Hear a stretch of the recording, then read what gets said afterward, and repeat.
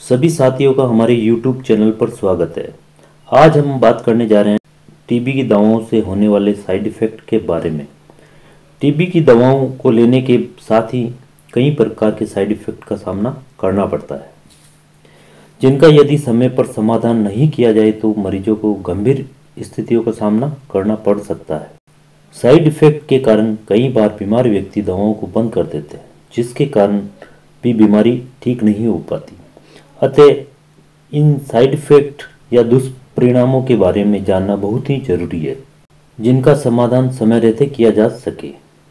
TB की सामान्य बीमारी में कोर्स 168 दिन चलता है, जिसमें पहले 56 दिन 4 FDC यानी कि 4 दवाइयाँ चलती है, जिसमें रिफाम्पसिन, पाइरिज़िनामाइड, इथेम्बुटोल और आइसोनियाज़िड होती है।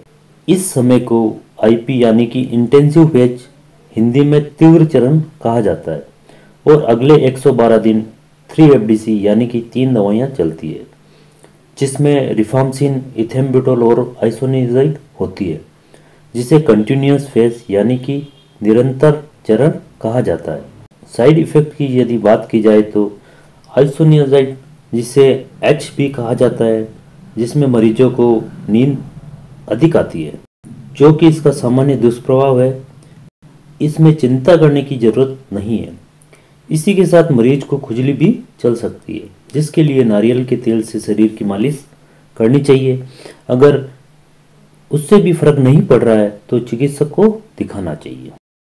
आइसोनियाज़िड से पीलिया यानी कि जॉन्डिस की शिकायत भी हो सकती है। यदि शरीर पीला पड़ रहा है, पेशाब पीला आ रहा है, आंखें और नाखून पीली पड़ रही है, तो दवाओं को तुरंत बंद कर चिकित्सक को दिखाना चाहिए।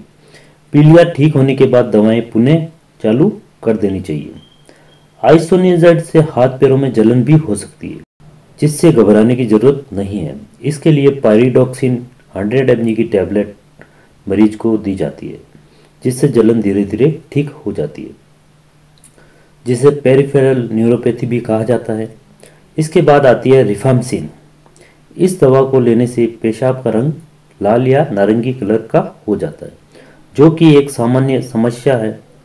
इससे रोगी को घबराना नहीं चाहिए।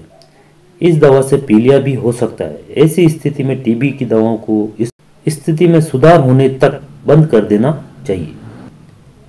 इससे पेट दर्द, उल्टी व जी मिचलाना जैसी समस्या हो सकती है। इसके लिए टीबी की दवाओं को खाना खाने के बाद ही लेना चाहिए। दवाएं कम पानी में लेवें। इसके साथ ही गैस व उल्टी को बंद करने के लिए कैप्सूल ओमेप्राजोल, पेंटाप्रोजोल व डोम्पेरिडोन सुबह भूखे पेट लेने से आराम मिलता है। तीसरी दवा है इथेम्बुटोल। इस दवा से इम्पेयर्ड विजन यानी कि असामान्य दृष्टि दोष, आंखों से दिखने में परेशानी, धुंधला दिखना या नज़र कमजोर होने लगती है। यदि ऐसा हो रहा है, ऐसी परेशानी महसूस हो रही है, तो तुरंत दवा बंद करके चिकित्सक को दिखाना चाहिए।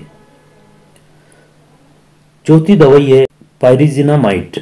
यह दवा 56 दिन ही चलती है, जबकि बाकी की दवाइयाँ 168 दिन चलती है। इस दवा से शरीर के जोड़ों में दर्द होता है, जो दवा लेने तक ही रहता है। दवा बंद होने के बाद धीरे धीरे दर्द ठीक हो जाता है। इस दवा से पीलिया भी हो सकता है, जिसके लिए चिकित्सक को दिखाना जरूरी हो जाता है। कई मरीजों के स्ट्रेप्टोमाइसिन इंजेक्शन भी लगाए जाते हैं, जिससे गर्भावस्था में होने वाले बच्चों पर हानिकारक दुष्प्रभाव पड़ते हैं। अतः इन्हें गर्भावस्था में नहीं लगवाना चाहिए।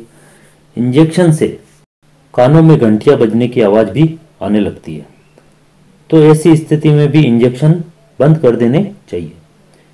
इनसे सुनने में भी दिक्कत आती है और कई मरीजों को सुनाई देना बंद हो जाता है, तो इन सभी परिस्थितियों में भी इंजेक्शन को बंद कर देना चाहिए। स्ट्रेप्टोमाइसिन से चक्कर आना व संतुलन बिगड़ने की समस्या भी हो जाती है। तो यदि ये सारी समस्या आपको दिखे तो ऐसी स्थिति में आपको तुरंत जहाँ से आपका इलाज चल रहा है वहाँ दिखाना जरूरी हो जाता है, क्योंकि टीबी की बीमारी की दवाइयाँ लंबे समय तक 6 से 9 माह तक चलती है।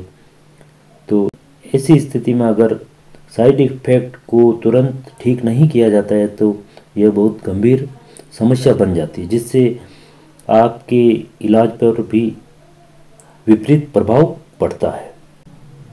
इस प्रकार टीबी की दवाओं के साइड इफ़ेक्ट सामान्यतः देखने को मिलते हैं, जिनका सभी मरीजों को पता होना जरूरी है, जिससे समय रहते उपचार में परिवर्तन किया जा सके।